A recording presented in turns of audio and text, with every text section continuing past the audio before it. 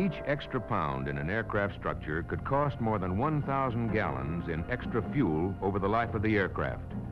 Therefore, at today's energy costs and those projected for the future, it is imperative that a new lightweight structural material be developed.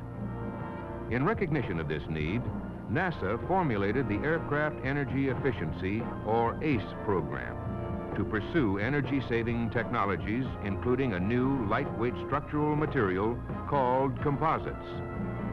The goal of the program was to develop technology readiness for a medium-sized composite primary structure.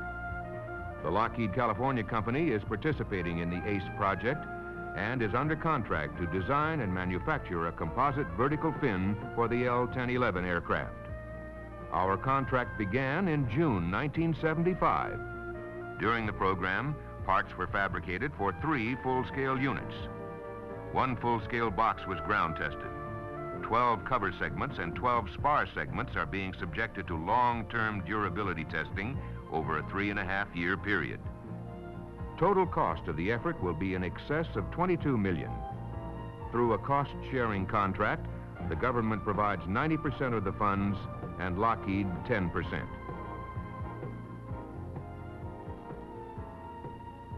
Quality assurance for this project is based on a planning document that was part of Lockheed's 1977 proposal to NASA.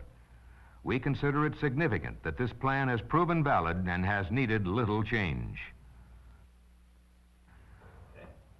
Under the plan, subcontractors like NARMCO, the manufacturer of the prepreg, must first be approved by Lockheed as a material supplier.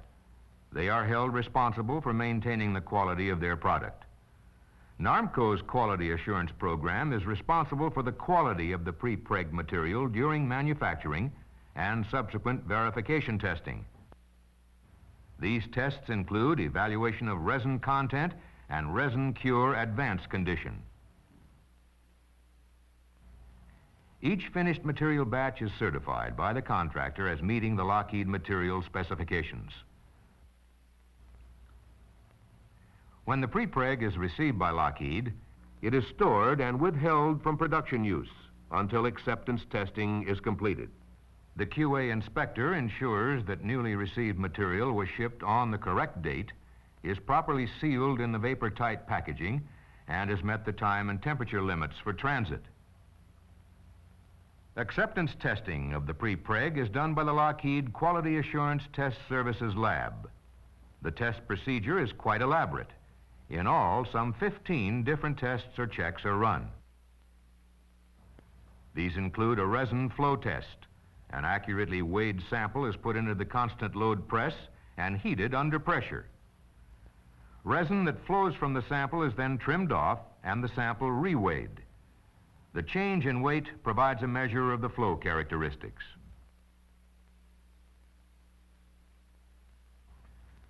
Another test on each lot determines whether the resin content meets specifications. A small sample is covered with sulfuric acid and heated.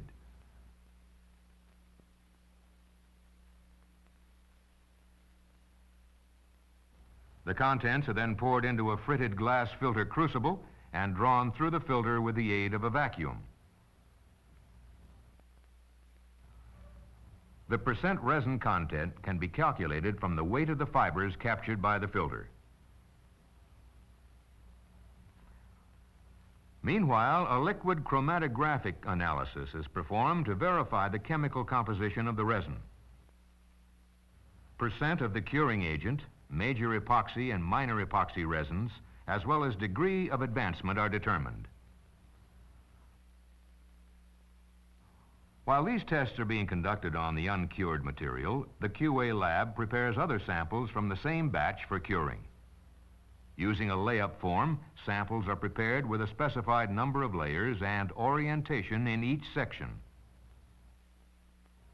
The QA lab has its own small autoclave for curing the test samples.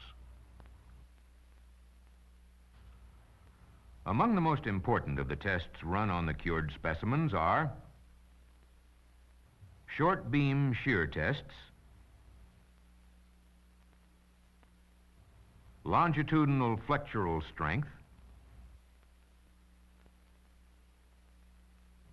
and tensile strength.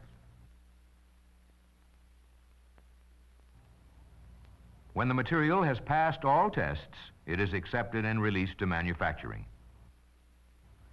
Each roll is given a sticker, which will be used to keep track of the total time the roll is outside the cold storage locker. Since the pre-preg material slowly hardens when at room temperatures, the time log is very important. The material must not be out of storage for more than 15 days, cumulatively, before curing begins. When fabricating a large part, such as a vertical fin cover, this is a difficult limit to achieve, and careful production planning is required. The documentation used during fabricating was designed to break each task down into precise step-by-step detail. Inspection items are called out on this same work order. The QA inspector verifies the work against the work order, engineering drawings, manufacturing illustrations, inspection instructions, and other documentation. The manufacturing illustration of particular value during the layup is also an effective document for the inspector, who checks for items such as the positioning and fit of all tools, also the ply orientation, which is an important factor in achieving desired strength, and whether the number of plies is correct. The inspector looks for any excessive gaps or overlaps between sections of pre-preg, as well as wrinkles, contaminants, or other layup problems. The shop order is stamped by the inspector to certify the work. Thus, each step is verified twice, first by the production crew, then by the inspector. The DoD specification MIL-Q 9858A quality program requirements governs the quality aspects of the program. The Navy Plant Representative Office has inspection cognizance.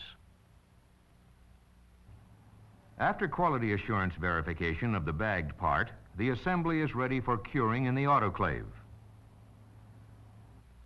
The autoclave controls are driven by a special cam that provides the desired profiles of temperature and pressure versus time. QA monitors the curing and afterward will do a detailed examination of all the recorded data to ensure that the desired profile has been attained. After the part has been debagged and visually inspected, QA begins a series of inspections and tests designed to ensure that the cured part meets all specifications. The dimensional inspection plan for a single cover calls for more than 1,200 measurements.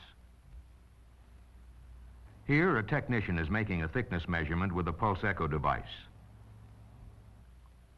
All hats must be properly spaced in order to achieve a fit with the ribs at the time of assembly. Templates permit a quick check of this alignment. Inspection for any delaminations, voids, or disbonds is done with ultrasonic techniques. QA personnel conduct these inspections, each of which is tailored to the particular confidence level established by engineering. Two different types of ultrasonic inspections are used, selected on the basis of the size and shape of the parts. Inspection of the covers and spars is done with a pulse echo technique. On the ribs, the reflected through transmission method is used, which makes use of a transducer and a reflector plate. After curing, tag ends are removed from both ends of the part for additional laboratory testing similar to earlier acceptance testing. The procedures include resin content tests, short beam shear tests, and compression tests, among others. The fabricating cycle on the part is completed when the designated manufacturing inspection representative certifies the article for the FAA as flight-worthy. When the parts arrive at the Meridian, Mississippi plant for assembly, QA inspectors perform a visual inspection. Special attention is given to the drilling process to ensure compliance with engineering requirements. After drilling and finishing is completed, QA will inspect every hole for size and finish before any fasteners are installed. Following the installation of the fasteners, inspection will check for proper seating, fastener length, and squeeze out of sealant. Finally, the FAA designated manufacturing inspection representative certifies the conformity of the completed article. Because the composite material itself is being manufactured as well as the part, the fabrication of composites requires a much greater QA effort than is needed when cutting and forming metal parts. Because of NASA's sponsorship of this composite program, Lockheed has achieved the hands-on experience to effectively monitor the quality of large-size composites.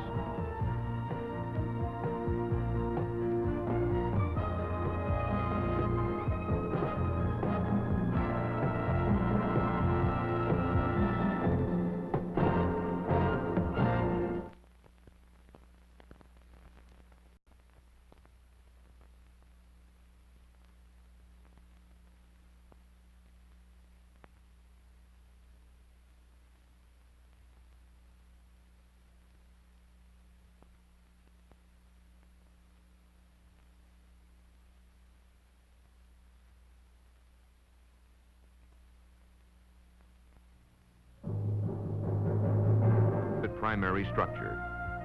The Lockheed California company is participating in the ACE project and is under contract to design and manufacture a composite vertical fin for the L-1011 aircraft.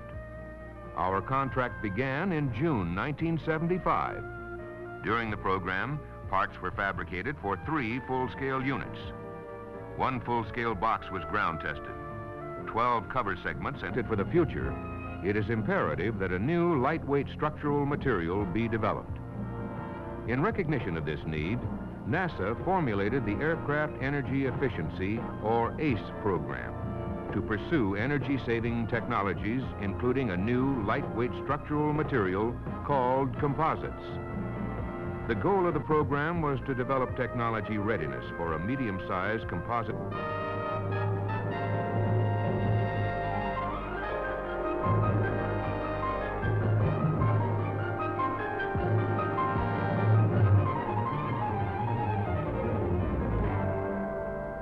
Each extra pound in an aircraft structure could cost more than 1,000 gallons in extra fuel over the life of the aircraft. Therefore, at today's energy costs, and those projected 12 spar segments are being subjected to long-term durability testing over a 3.5-year period. Total cost of the effort will be in excess of $22 million. Through a cost-sharing contract, the government provides 90% of the funds and Lockheed 10%.